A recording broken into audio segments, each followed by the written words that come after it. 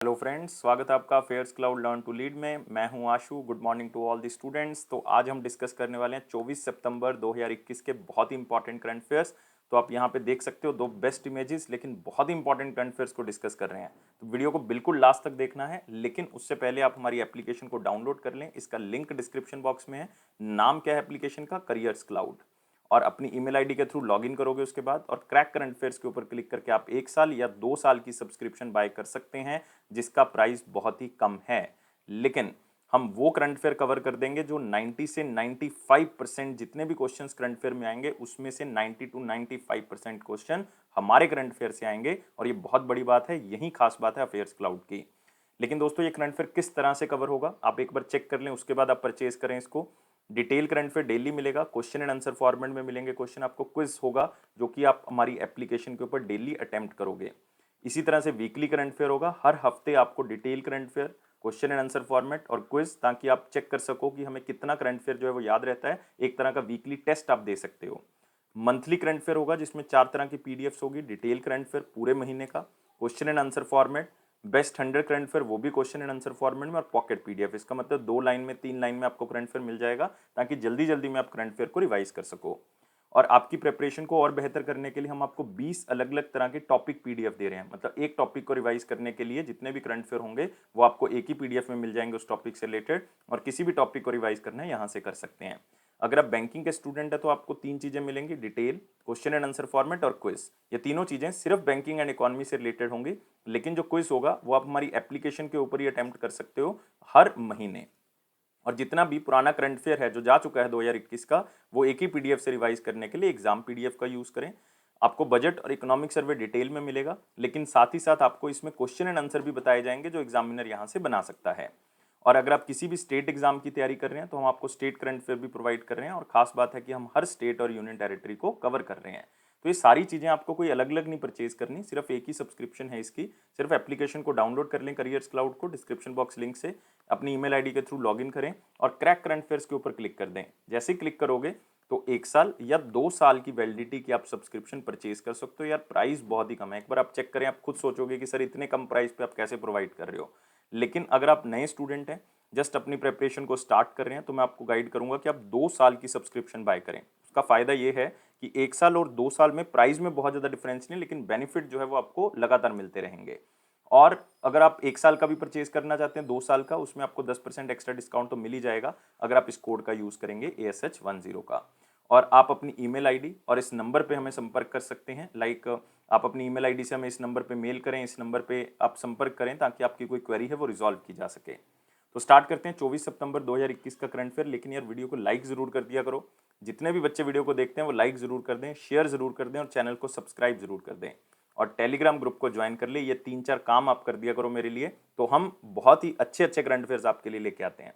Most important current affair में एक ही question आज डिस्कस करेंगे कि 2021 का ग्लोबल गोलकीपर अवार्ड जो है वो किसको मिला है। ग्लोबल गोलकीपर अवार्ड जो है वो किसको मिला है? ये एक दोस्तों ऑर्गेनाइजेशन है, bill and Melinda Gates foundation. आपको शायद पता होगा, bill and Melinda Gates foundation. Bill Gates और मेलिंडा गेट्स उनकी वाइफ, उन्होंने मिलकर इस फाउंडेशन को बनाया था ताकि वर्ल्ड लेवल पे हम एज ए एक नॉन गवर्नमेंटल ऑर्गेनाइजेशन, एक समाज सेविका का काम कर सकें। तो ये प्राइज जो मिला है वो किसको मिला है? फूमजिले नाम्बो नुका। याद रखना है, इसी तरह से इसको बोला जाता है, फूमजिले लाम्बो नुका। तो ये दोस्तों साउथ अफ्रीका से बिलोंग करती हैं ये लेडी। और आपको शायद जान के हैरानी भी होगी कि यूनाइटेड नेशन वुमेन की ये पहले हेड भी रह चुकी हैं। तो ये भी आपने याद रखना है साथ में। लेकिन आप यहाँ पे इनका चेहरा देख सकते हैं, ये हैं दोस्तों फुमजिले, और इनको बिल एंड मेलिंडा गेट्स की तरफ से एक प्राइज मिला है जिसका नाम है ग्लोबल गोलकीपर अवार्ड। और ये यूनाइटेड नेशन की अंडर सेक्रेटरी जनरल भी रह चुकी हैं और एग्जीक्यूटिव डायरेक्टर रह चुकी हैं यूनाइटेड नेशन वुमेन की। और आपने याद रखना है कि इनको ये अवार्ड क्यों मिला है? Global leadership on gender equality. इन्होंने जेंडर इक्वालिटी के ऊपर काम किया है, खास करके कोविड-19 के टाइम पीरियड पे जो वुमेन और गर्ल्स के ऊपर जो इफेक्ट हुआ है उससे उनको उबारा है। मतलब उनके लिए काम किया है, औरतों के लिए, लड़कियों के लिए, उनकी एजुकेशन के लिए इन्होंने ड्यूरिंग कोविड-19 जो है वो काम किया है। और bill and Melinda Gates foundation के बारे में याद रखना है कि इसका हेडक्वार्टर कहाँ पे है? United states of America. और इसके ट्रस्टी जो है वो कौन होंगे? बिल गेट्स और साथ में मेलिंडा गेट्स होंगी। तो ये याद रखनी है जितनी भी चीजें मैंने आपको बताई हैं। लेकिन बाकी जो आप यहाँ पे नाम देख रहे हो ये भी बहुत इंपॉर्टेंट है। डेविड डाइव देख रहे हो, इन्होंने एक अवार्ड जीता है जो कि बहुत ही फेमस है, इंटरनेशनल बुकर प्राइज। याद रखोगे, इंटरनेशनल बुकर प्राइज 2021 का। इन्होंने एक नॉवल लिखी थी जिसका नाम था at night all blood is black. At night all blood is black. Mohammad Yunus जो कि एक बहुत ही फेमस इकोनॉमिस्ट हैं बांग्लादेश के, इनको मिला है ओलंपिक, कौन सा prize? Olympic laureate Tokyo prize. Olympic laureate Tokyo इसलिए कहा जाता है क्योंकि इसको टोक्यो गेम्स के अंदर दिया गया, ओलंपिक लॉरियल। मोहम्मद आजम, इनको मिला है नेशनल यूथ अवार्ड। याद रखना है, नेशनल यूथ अवार्ड ये दिया है ministry of youth affairs and sports ministry की तरफ से, जो कि हैं अनुराग सिंह ठाकुर जी, उनकी तरफ से ये अवार्ड दिया गया है। अगला आते हैं दोस्तों, वेरी इंपॉर्टेंट क्वेश्चन सेक्शन। लेकिन फिर से सारे बच्चों से कहना चाहूंगा, जितने भी बच्चे वीडियो को देखते हैं लाइक जरूर करें, शेयर जरूर करें और चैनल को सब्सक्राइब जरूर कर दें और टेलीग्राम ग्रुप को ज्वाइन कर लें डिस्क्रिप्शन बॉक्स लिंक से, ताकि ऑफिशियल नोटिफिकेशन आपको मिलता रहे। कौन सी मिनिस्ट्री ने एक प्रोग्राम लॉन्च किया है जिसका नाम है planetarium innovation challenge for Indian startups and the tech entrepreneurs? जो स्टार्टअप नए खोलना चाहते हैं, जो टेक्नोलॉजी से रिलेटेड बिजनेसमैन हैं, उनके लिए एक चैलेंज है जिसका नाम है प्लानिटेरियम इनोवेशन चैलेंज। और ये लॉन्च किया है, बहुत ही सिंपल है, पढ़ के ही बता सकते हो कि ये किससे रिलेटेड है, ministry of electronics and information technology से। होगा क्या इस स्टार्टअप के अंदर, आप यहाँ पे देख सकते हैं, ये जो टेक्नोलॉजिकल फर्म्स हैं या स्टार्टअप्स हैं इंडिया के अंदर, वो आप कह सकते हो कि उनको सॉफ्टवेयर नया बनाने के लिए प्रेरित किया जाएगा जो नई टेक्नोलॉजी से जुड़ा हुआ होगा, ताकि बेस्ट टू बेस्ट टेक्नोलॉजी का यूज करके बेस्ट टू बेस्ट सॉफ्टवेयर जो है वो इंडिया में लॉन्च किए जा सके और इंडिया भी जो है वो उभरता हुआ एक ऐसा कंट्री बन सके जहां पे सॉफ्टवेयर का निर्माण होता है। और जो भी इसमें जीतेगा, मतलब जो भी इसमें विनर होगा, उनको अपॉर्चुनिटी मिलेगी कि वो कैश प्राइस तो लेगा ही लेगा और उस कैश प्राइस का यूज कर सकता है अपनी और एडवांसमेंट करने के लिए, और इवन सरकार भी इसमें सहायता करेगी आपको और एडवांस करने के लिए। और इस आपने याद रखना है, कई बार एग्जामिनर पूछ लेता है कि मिनिस्ट्री की बजाय ये किसने लॉन्च किया है, तो आप एक बात याद रखोगे कि एक प्लेटफॉर्म है माई गवर्नमेंट इंडिया। शायद आपको याद होगा, मोदी जी ने इसको लॉन्च किया था माई गवर्नमेंट इंडिया प्लेटफॉर्म को 2014 में, ताकि लोग जो हैं वो सरकार को बता सके कि कहाँ पे आपको ज़रूरत है, किस चीज़ की ज़रूरत है। कोई सरकार पॉलिसी बना रही है तो सुजेशन मांग सकती है, तो आप my government application, my government platform पे जाके सरकार को सुजेशन दे सकते हो। तो एक तरह से कह सकते हैं कि गवर्नमेंट बॉडीज और मिनिस्ट्रीज को लोगों के साथ जोड़ने के लिए, ताकि वो अच्छी पॉलिसी बना सकें, ये माई गवर्नमेंट इंडिया जो है वो लॉन्च किया गया था 2014 में। माई गवर्नमेंट इंडिया ने ही इसको लॉन्च किया है, प्लानिटेरियम इनोवेशन चैलेंज। और माई गवर्नमेंट इंडिया कौन सी मिनिस्ट्री का है? Ministry of electronics and information technology. और मेरे ख्याल से आपको सारी चीज़ें तो समझ आ गई होंगी, लेकिन आप यहाँ पे देख सकते हैं कि एक और उन्होंने प्रोग्राम लॉन्च किया, कैंपेन लॉन्च किया, वर्कशॉप लॉन्च की है, जिसका नाम है कनेक्टिंग ऑल इंडियंस। ये भी मिनिस्ट्री ऑफ इंफॉर्मेशन टेक्नोलॉजी ने लॉन्च किया है। और इस वर्कशॉप का काम क्या है कि इंडिया में जितने भी लोग जो हैं वो अनकनेक्टेड हैं अभी भी, मतलब जिनके पास इंटरनेट असेसिबिलिटी नहीं है, जो इंटरनेट को यूज़ नहीं करते, उनको साथ में जोड़ा जाए। और इसमें सबसे बड़ा रोल जो प्ले करेगा वो भारत नेट करेगा, रिलायंस जियो करेगा, या और बहुत सी कंपनीज करेंगी, क्योंकि इन्होंने पब्लिक और प्राइवेट दोनों कंपनीज को कहा है कि आओ एक साथ और इंटरनेट असेसिबिलिटी को बढ़ाओ, इंटरनेट असेस इंडिया में बढ़ाओ, खास करके जो गांव हैं जहां पे नहीं है इंटरनेट, और या टाउन्स हैं जहां पे इंटरनेट की कनेक्टिविटी बहुत ही वीक है, वहां पे आप इंटरनेट को बढ़ाओगे। ये है कनेक्टिंग ऑल इंडियंस प्रोग्राम। और दोस्तों, ministry of electronics and information technology आती है अश्विनी वैष्णव जी के अंदर, जिनकी कॉन्स्टिट्यूएंसी कौन सी? ओडिशा। वो मेंबर कहाँ के हैं? राज्यसभा के। मिनिस्ट्री ऑफ कॉर्पोरेशन नई मिनिस्ट्री है, पहले मिनिस्टर कौन है? अमित शाह जी, जिनकी कॉन्स्टिट्यूएंसी कौन सी है? गांधीनगर, क्योंकि यार वो तो लोकसभा के मेंबर हैं। Ministry of housing and urban affairs, ये हरदीप सिंह पुरी जी के पास आती है। किसके पास? हरदीप सिंह पुरी जी के पास, और ये भी राज्यसभा के मेंबर हैं यूपी से। और ministry of commerce and industry Piyush Goyal ji के पास आती है, ये भी राज्यसभा के मेंबर हैं महाराष्ट्र से। तो मैक्सिमम मिनिस्टर तो आप देख रहे हो, 4 में से 3 तो राज्यसभा के मेंबर हैं। अगले क्वेश्चन के ऊपर आते हैं, India hosted the first India and which country counsellor dialogue? तो इंडिया और एक कंट्री के बीच में काउंसलर डायलॉग हुआ है, और वो इंडिया ने होस्ट किया है, ये याद रखना है, क्योंकि दोनों में से एक ही कंट्री करेगी, या तो इंडिया करेगा या वो कंट्री करेगी। और ये हुआ है काउंसलर डायलॉग यूनाइटेड किंगडम के साथ। डी आंसर होगा इसका, मतलब जो सेकंड इसका होगा 2022 में, वो कौन होस्ट करेगा? वो लंदन में होगा जाके। तो 2022 में दूसरा काउंसलर डायलॉग होगा, वो 2022 में होगा और वो लंदन में होगा, क्योंकि 2021 का इंडिया में हो चुका है।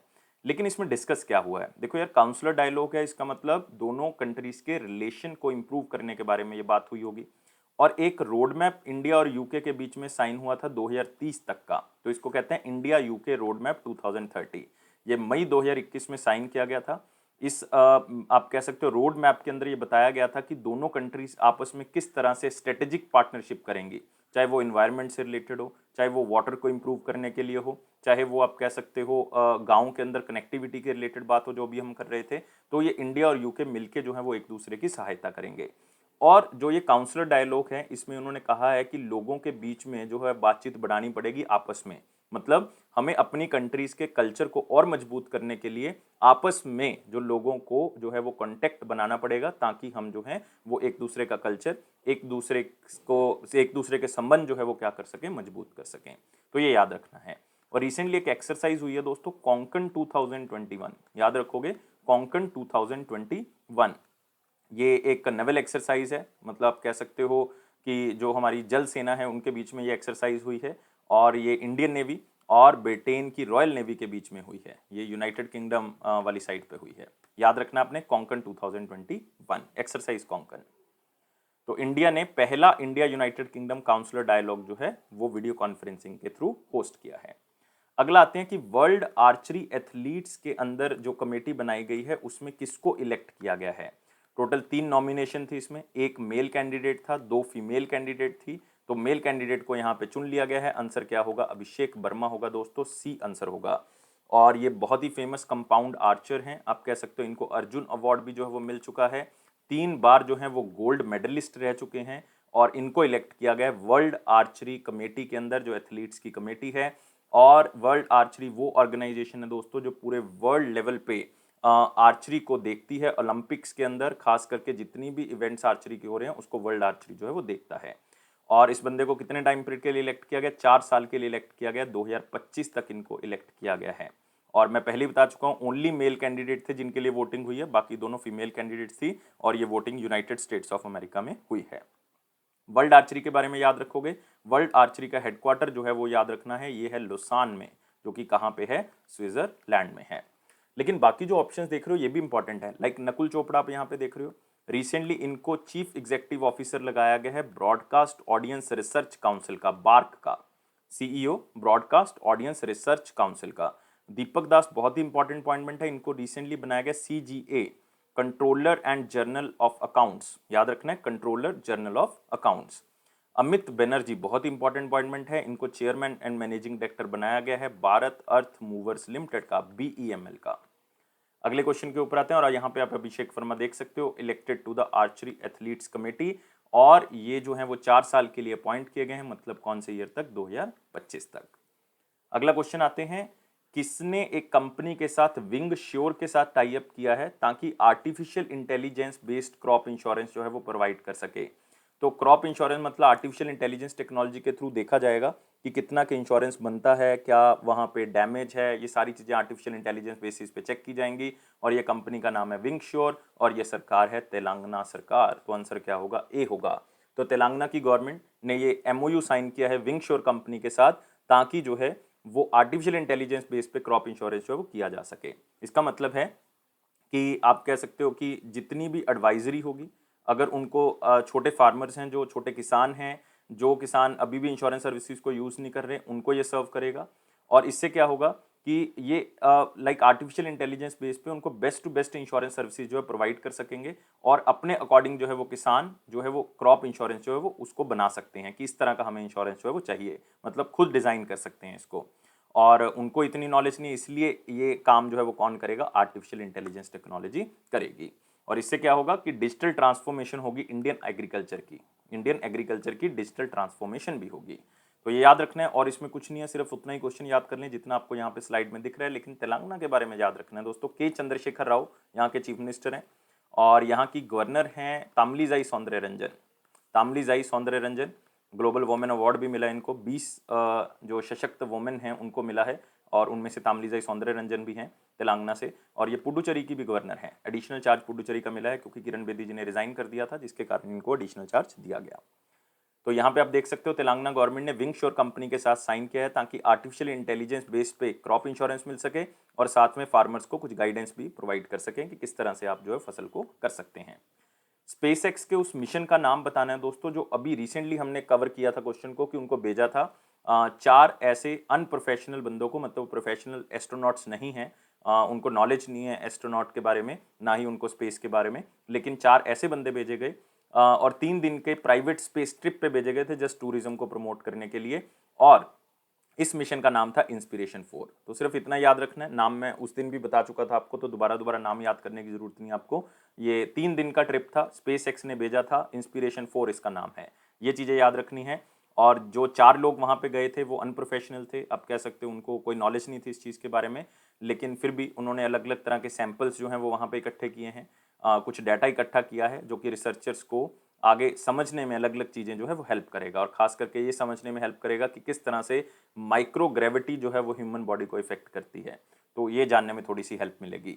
और स्पेस एक्स आपको पता ही है कौन है फाउंडर इसके, एलन मस्क हैं, हेडक्वार्टर इसका यूनाइटेड स्टेट्स ऑफ अमेरिका है। लेकिन दोस्तों बाकी जो आप यहाँ पे नाम देख रहे हो, परसेवरेंस मेरे ख्याल से आपको पता होगा नासा का एक मार्स मिशन है, होप ये बहुत इंपॉर्टेंट है, और ये यूनाइटेड अरब एमिरेट्स का जो है वो मिशन है, यूनाइटेड अरब एमिरेट्स का आप कह सकते हो होप सैटेलाइट ऐसी पहला साइंस मिशन है, ये भी मार्स को लेके है, लेकिन ये पहली अरब इस्लामिक कंट्री है जिसने ये मिशन भेजा, पहली अरब इस्लामिक कंट्री, इसको इसलिए एमिरेट्स मार्स मिशन भी कहा जाता है।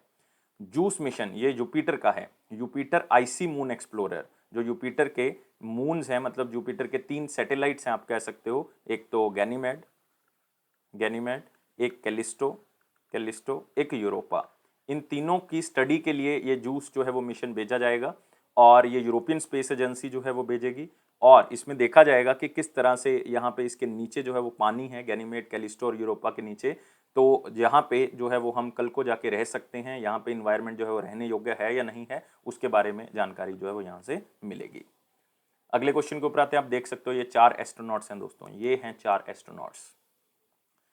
तो आप कह सकते हो कि इसको भेजा गया था ताकि जो सीट्स हैं, जो 4 सीट्स थी उसके लिए बोली लगाई जा सके और ज़्यादा से ज़्यादा पैसा इकट्ठा किया जा सके। $200 मिलियन इकट्ठा करने का टारगेट था ताकि एक सेंट जूड चिल्ड्रन रिसर्च हॉस्पिटल को दिया जा सके कैंसर रिसर्च के लिए। और 575 किलोमीटर यह धरती से ऊपर उठा और उस एरिया में जो है वो इसने अपनी परिक्रमा पूरी की है। तो याद रखना 3 दिन का ये ट्रिप था।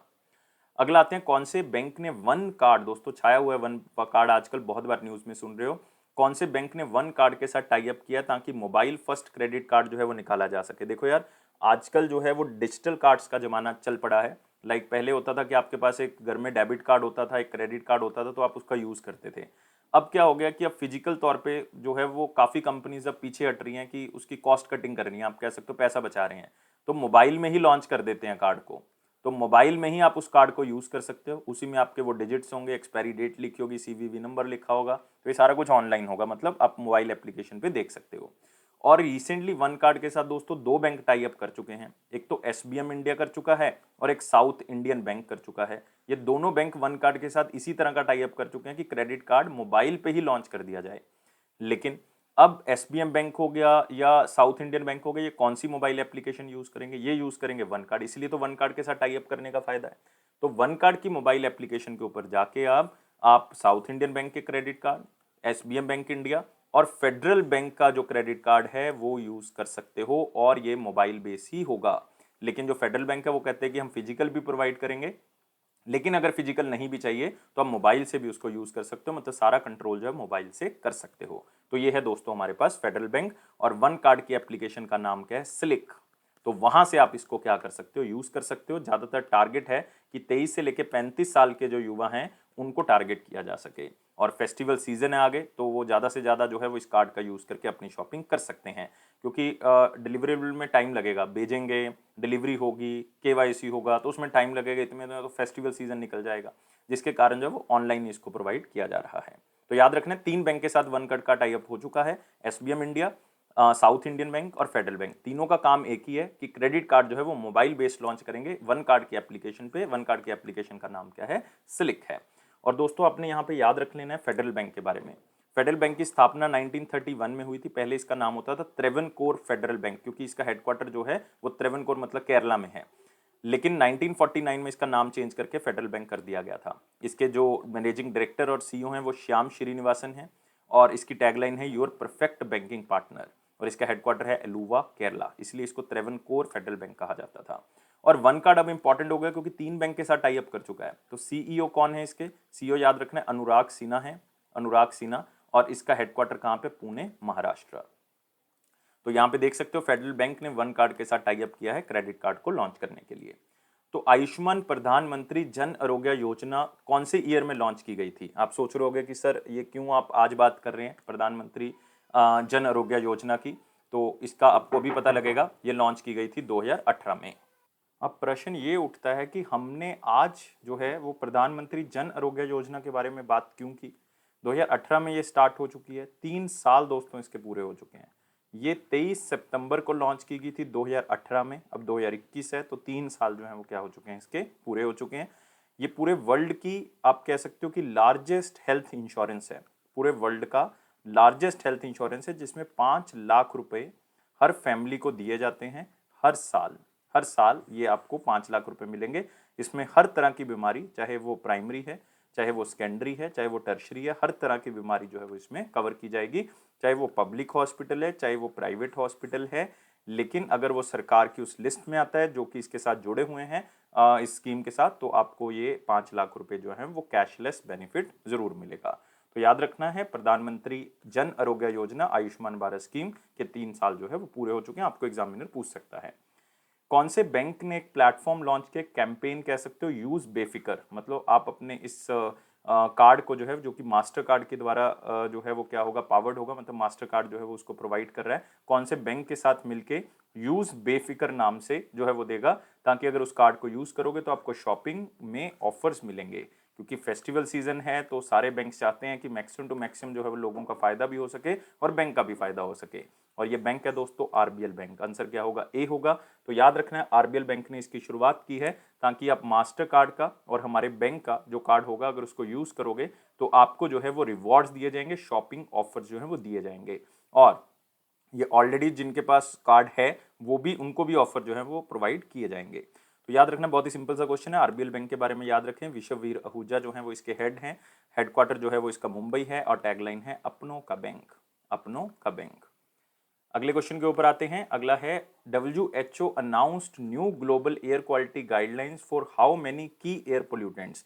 तो WHO ने इससे पहले ये एयर क्वालिटी गाइडलाइंस दोस्तों याद रखना है 2005 में जारी की थी, और उन्होंने बताया कि 2005 की गाइडलाइंस के अकॉर्डिंग अगर देखा जाए, जो गाइडलाइंस उन्होंने दी थी, तो 90% पूरे वर्ल्ड की 90% से भी ज़्यादा पॉपुलेशन जो है वो पोल्यूशन में रह रही है। मतलब जो गाइडलाइंस के थ्रू पोल्यूशन का लेवल बताया गया था उससे ज़्यादा में 90% पॉपुलेशन रह रही है। तो अब इन्होंने दोबारा से ये गाइडलाइंस जारी की हैं 2021 में, और कितने पोल्यूटेंट्स इन्होंने डिक्लेयर किए हैं, 6। कौन कौन से हैं, particulate matter 2.5, next particulate matter 10, आप कह सकते हो इसमें ओजोन भी है O3, नाइट्रोजन ऑक्साइड है NO2 है इसमें, SO2 है सल्फर डाइऑक्साइड, और साथ ही साथ जो है वो इसमें कार्बन मोनोऑक्साइड भी है। तो इसका मतलब particulate matter 2.5, 10, ozone O3, nitrogen dioxide, sulphur dioxide और साथ में कार्बन मोनोऑक्साइड। और इन्होंने ये बताया है कि जो 2005 की हमारी गाइडलाइंस है उसके अकॉर्डिंग सबसे जो पोल्यूटेड कंट्रीज हैं वो बांग्लादेश है, वो पाकिस्तान है, वो इंडिया है। तो अगर आप देखोगे ये आपस में अटैच भी हैं, तो इसका मतलब क्या हो गया, कहीं ना कहीं जो इंडियन सब कॉन्टिनेंट है या इंडियन कॉन्टिनेंट है, तो वहाँ पे जो है वो आपको सबसे ज़्यादा पोल्यूशन देखने को मिलेगा।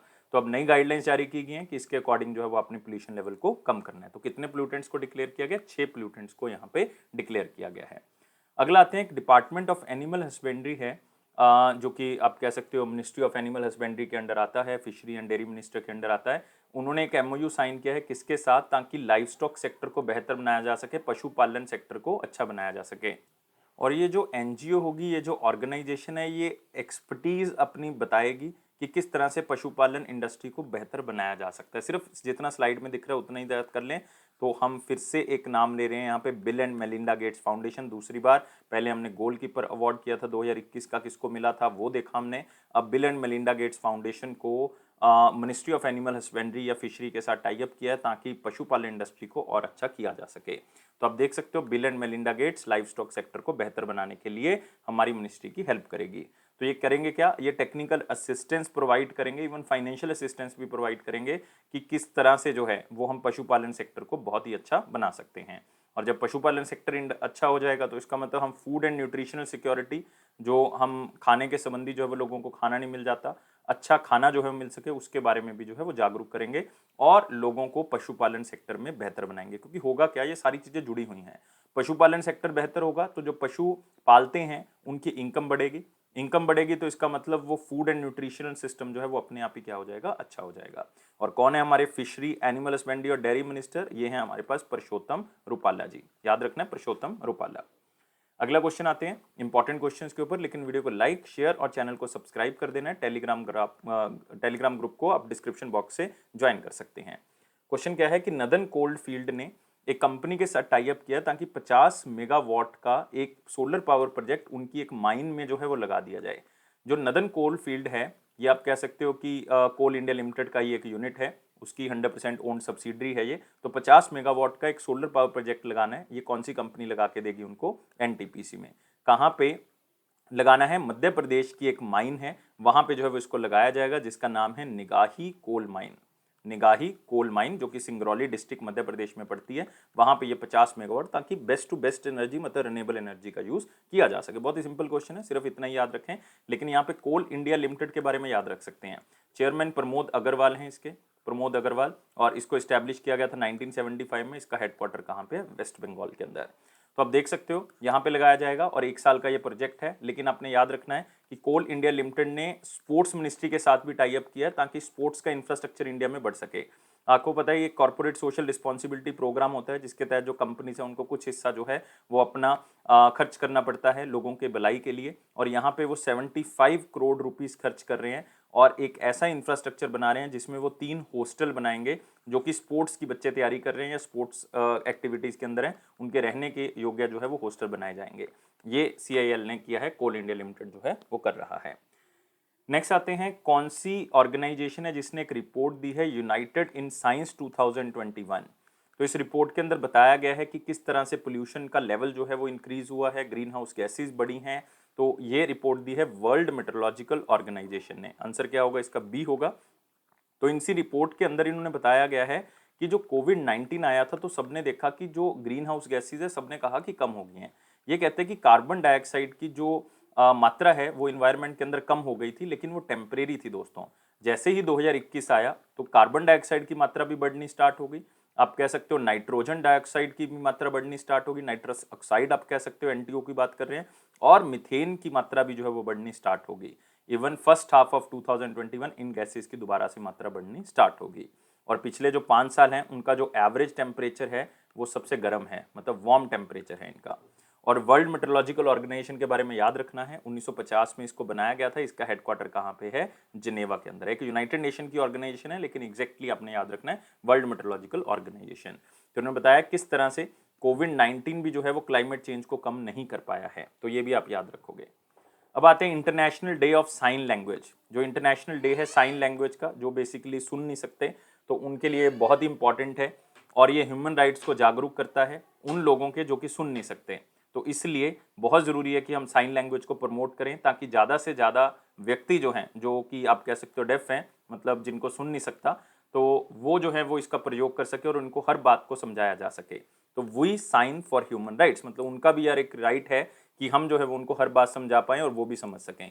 और एक ऑर्गेनाइजेशन है दोस्तों वर्ल्ड लेवल पे जिसको कहते हैं world federation of deaf, world federation of deaf. तो ये इसका आयोजन करती है और 23 सितंबर को इस ऑर्गेनाइजेशन का गठन हुआ था 1951 में। तो 70 साल जो है वो इस ऑर्गेनाइजेशन के पूरे हो चुके हैं। इसका हेडक्वार्टर आपको मिलेगा फिनलैंड में। कहाँ पे मिलेगा? फिनलैंड, हेलसिंकी, एग्जैक्ट जगह हेलसिंकी है लेकिन फिनलैंड में मिलेगा। इसकी गठना जो है वो गठन किया गया था वो इटली के अंदर किया गया था, लेकिन इसका जो हेडक्वार्टर है वो कहाँ पे है? फिनलैंड के अंदर। और एक international week for deaf people भी हम बना रहे हैं, एक सप्ताह बना रहे हैं डेफ पीपल का, मतलब जिनको नहीं सुनता उनके लिए, उनको जागरूक किया जा रहा है। तो 2021 में ये 20 सितंबर से लेकर 26 सितंबर तक जो है वो मनाया जा रहा है। तो इसको याद रखोगे। अगला आते हैं वन लाइनर इंपॉर्टेंट पॉइंट में, जिसमें पहला पॉइंट हमारे पास क्या है, वो कहता है कि एक नेशनल सिंगल विंडो सिस्टम बना गया इन्वेस्टर्स और बिजनेसेस के लिए, जो कि पीयूष गोयल जी ने लॉन्च कर दिया, क्योंकि हमारे कमर्स और इंडस्ट्री मिनिस्टर हैं तो इन्होंने लॉन्च किया है ताकि जितने भी इन्वेस्टर्स हैं, जो भी बिजनेसमैन हैं, एंटरप्रेन्योर्स हैं, वो क्या कर सकते हैं, यहाँ पे अप्लाई कर सकते हैं ऑनलाइन इस विंडो पे, और उनको ऑनलाइन ही क्लियरेंस मिल जाएगा। तो उनको चक्कर नहीं काटने पड़ेंगे ऑफिस के, टाइम नहीं ज़्यादा लगेगा। इससे क्या होगा, जो ईज ऑफ डूइंग बिजनेस है, ज़्यादा लोग इंडिया में बिजनेस करने के पक्ष में जाएंगे, तो इसीलिए ये किया गया है। इंटरनेशनल डे साइन लैंग्वेज हम कर चुके हैं 23 सितंबर को। और उसके बाद है decades of development efforts undermined by pandemic. Third assessment report है फूड एंड एग्रीकल्चर ऑर्गेनाइजेशन की, कि यार बहुत सी कंट्रीज जो हैं वो सस्टेनेबल डेवलपमेंट गोल्स के ऊपर काम कर रही हैं, तो सारा जो काम किया हुआ था वो जो है वो काफ़ी हद तक खराब हो चुका है कोविड के कारण, क्योंकि सस्टेनेबल डेवलपमेंट गोल्स की तरफ ध्यान नहीं दिया गया, कोविड को खत्म करने के ऊपर लग गए, जिसके कारण जो है वो बहुत ज़्यादा प्रॉब्लम आ चुकी है। ये फूड एंड एग्रीकल्चर ऑर्गेनाइजेशन की इसलिए है क्योंकि इसमें खास करके जो बताया गया है वो हंगर का बताया गया है, कि जो हंगर है वो बहुत ज़्यादा बढ़ चुका है, क्योंकि बहुत ज़्यादा खाना जो है वो ख़राब हो चुका है, लॉस्ट हम मतलब वेस्ट कर चुके हैं खाने को, और साथ ही साथ फूड सप्लाई जो है वो सोसाइटी के अंदर डिस्टर्ब हो चुकी है कोविड के कारण, जिसके कारण हंगर जो है वो बढ़ चुका है। तो कोविड-19 के कारण जो है वो सस्टेनेबल डेवलपमेंट गोल्स में जो हंगर से रिलेटेड टारगेट्स हैं वो किसी हद तक पीछे चले गए हैं। तो याद रखना, फूड एंड एग्रीकल्चर ऑर्गेनाइजेशन का गठन 1945 रोम इटली में इसका हेडक्वार्टर है, और इसके हेड हैं क्यू डोंग्यू। तो याद रखोगे क्यू डोंग्यू। पंजाब गवर्नमेंट ने अपने नए चीफ सेक्रेटरी को अपॉइंट कर दिया है अनिरुद्ध तिवारी। इससे पहले विनी महाजन थी, ज़्यादा सीनियर है अनिरुद्ध से, वैसे वो 1987 की आईएएस ऑफिसर है। अनिरुद्ध तिवारी जी जो हैं वो 1990 के आईएएस ऑफिसर हैं। लेकिन आपको पता ही है कि जब भी सत्ता का जो है वो ट्रांसफॉर्म होता है, आप कह सकते हो, इससे पहले कैप्टन अमरिंदर सिंह थे यहाँ के चीफ मिनिस्टर, तो उस टाइम पे विनी महाजन को लगाया गया था यहाँ की सेक्रेटरी, चीफ सेक्रेटरी। लेकिन अभी जो है वो चीफ मिनिस्टर चेंज हो चुके हैं, वो बन चुके हैं चन्नी जी। तो इसका मतलब अब जो अगर चन्नी जी बन चुके हैं तो चीफ सेक्रेटरी अपने आप ही चेंज हो जाएंगे, ये पॉलिटिक्स है। तमिलनाडु साइंस 24 एमओयू, उन्होंने 2120 करोड़ के 24 कंपनी के साथ एमओयू किए हैं, और ये इसलिए ताकि इन्वेस्टमेंट बढ़ सके, रोजगार की जो उपलब्धियां हैं वो यहाँ पे हम हासिल कर सकें, रोजगार जो है वो ज़्यादा से ज़्यादा जनरेट कर सकें। ये है तमिलनाडु गवर्नमेंट। एम के स्टालिन जो है वो यहाँ के चीफ मिनिस्टर हैं। गवर्नर जो हैं वो आर एन रवि हैं। याद रखोगे नए गवर्नर कौन है, आर एन रवि। इससे पहले बनवारी लाल पुरोहित जी थे जो पंजाब के हैं आजकल governor. Next, ministry of information technology ने connecting all Indians programme launch किया। हम पहले ही कर चुके हैं कि इंटरनेट कनेक्टिविटी को बढ़ाने के लिए किया गया। 23 सितंबर 2021 का क्वेश्चन क्या था, क्वेश्चन था ऐसा कौन सा पहला बैंक है जिसने चेक सिस्टम को स्टार्ट किया था। देखो, सबसे पहले हमने किया कि इंटरनेट बैंकिंग को किसने स्टार्ट किया था, फिर हमने किया था कि सेविंग अकाउंट सिस्टम को किसने स्टार्ट किया था, अब हम कर रहे हैं कि चेक सिस्टम को किसने जो है वो स्टार्ट किया था। तो आंसर जो है वो बहुत ही सिंपल है, आंसर यहाँ पे होगा बंगाल बैंक ने जो है वो 1833-34 के पास जो है वो इसको स्टार्ट किया था, चेक सिस्टम को। 1833 में वैसे इन्होंने स्टार्ट किया था, 34 में जो है वो और कई जगह पे इन्होंने स्टार्ट किया। तो बंगाल बैंक जो है वो इसका क्या होगा, आंसर होगा। नेक्स्ट होगा हमारे पास क्वेश्चन ऑफ द डे, फिर से एक इसी तरह का क्वेश्चन कि म्यूचुअल फंड जो है वो सबसे पहले जो है वो कौन से बैंक ने स्टार्ट किया। आपने मुझे आंसर जो है वो कमेंट बॉक्स में बताना है, वेट करूंगा मैं आपके आंसर का। सब बच्चों ने आंसर देना है जितने भी वीडियो को देख रहे हैं, और जितने भी वीडियो को देख रहे हैं लाइक जरूर कर दिया करो, वीडियो को शेयर करना है, कम से कम अपने एक दोस्त को तो शेयर कर सकते हो। सब्सक्राइब करना है चैनल को, बेल बटन को प्रेस कर दो, और साथ ही साथ जो है वो टेलीग्राम ग्रुप को ज्वाइन कर लो ताकि आपको ऑफिशियल नोटिफिकेशन मिलता रहे। यह फेयर्स क्लाउड का प्रॉमिस है कि आपके कॉन्फिडेंस को जरूर बूस्ट करेगा। इसी तरह से आगे बढ़ते रहो, इसी तरह से खुश रहो, स्माइली की तरह खुश रहोगे तो आसपास का इन्वायरमेंट अच्छा होगा, और अच्छे से जो है वो क्या कर सकते हो, आप अपना एग्जाम क्लियर कर सकते हो। और आप हमारे पीडीएफ्स को सब्सक्राइब कर सकते हो 1 साल और 2 साल के लिए, दोनों का प्राइस बहुत ही कम है। 10% एक्स्ट्रा डिस्काउंट तो मिल ही जाएगा अगर इस कोड का यूज़ करोगे ASH10। एक बार मेरे कहने से चेक जरूर कर लें, प्राइस बहुत ही कम है। और इसी तरह से बस साथ देते रहें, और इसी तरह से अपने दोस्तों के साथ शेयर करते रहें। Thank you guys, take care and bye bye.